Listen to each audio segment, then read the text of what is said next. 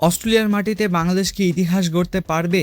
প্রধান নির্বাচক হাবিবুল বাশার সুমনের বিশ্বাস, অস্ট্রেলিয়াকে টেস্টে হারানো অসম্ভব নয়। কেন এমন আত্মবিশ্বাসী তিনি? চলুন জেনে নেওয়া যাক বিস্তারিত। 23 বছর পর আবারও অস্ট্রেলিয়ায় টেস্ট সিরিজ খেলতে গেছে বাংলাদেশ। 2003 সালে যখন শেষবার এই সফর হয়েছিল, তখন হাবিবুল বাশার ছিলেন দলের একজন ক্রিকেটার, আর এবার তিনি রয়েছেন প্রধান নির্বাচকের দায়িত্বে। বাশার বলেন, সেই সময় অস্ট্রেলিয়া ছিল বিশ্ব ক্রিকেটের অন্যতম ভয়ঙ্কর দল।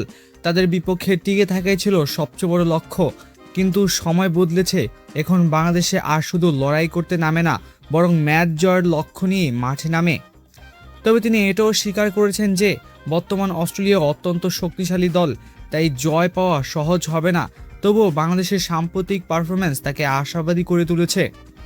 বাশার মনে করিয়ে দেন, বাংলাদেশ ইতিমধ্যে নিউজিল্যান্ডের মাটিতে টেস্ট সিরিজ জিতেছে, পাকিস্তানও ঐতিহাসিক সাফল্য পেয়েছে। তাই ক্রিকেটে কোনো কিছুই অসম্ভব নয়। ভালো ক্রিকেট খেলতে পারলে অস্ট্রেলিয়ার বিপক্ষে চমক দেখানো সম্ভব। অস্ট্রেলিয়ার বাউন্সি ও পেস সহায়ক উইকেট নিয়ে প্রশ্ন করা হলে বাশার বলেন, বাংলাদেশ এখন 5 দিন শুধু টিকে থাকার চিন্তা করে না। দল এখন ইতিবাচক ক্রিকেট খেলতে চায় এবং ভালো ফল নিয়েও দেশে ফিরতে চায়।